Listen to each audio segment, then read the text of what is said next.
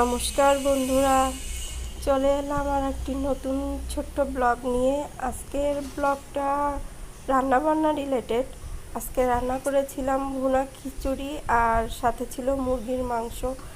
আসলে বৃষ্টির দিনে ভুনা খিচুড়ি আর মাংস একদম পারফেক্ট রেসিপি বৃষ্টির দিনের জন্য। আর সাথে বেগুন ভাজিও ছিল, কিন্তু আসলে বেগুন ভাজি আমার বর খায় না, অ্যালার্জির জন্য খেতে পারে না। এই জন্য তার জন্য ভুনা খিচুড়ি আর মুরগির মাংস, আর আমার জন্য বেগুন ভাজা। ও আচ্ছা ভুলে গিয়েছি, দইও ছিল, কিন্তু সেটা আর ছবি তোলা হয়নি, দেখানো হয়নি, এই জন্য আর বলাও হয়নি। এখন দেখো আমি সব প্লেট সাজিয়ে নিয়েছি, এখন পরিবেশনের পালা। আমার বরকে খেতে দিয়ে দেব। আমি একটা বড় বাটিতে খিচুড়িটা বেড়ে নিয়েছি, মাংস এবং সব কিছু বেড়ে এখন আমি দিয়ে দেব, সার্ভ করে দেব।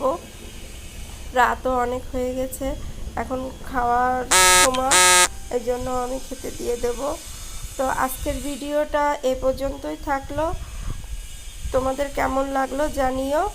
আর যারা যারা ভুনা খিচুড়ি আর মুরগির মাংস খেতে চাও তারা আমার বাসায় চলে আসো, আমি কমেন্ট বক্সে আমার বাসার ঠিকানাটা দিয়ে দেবো।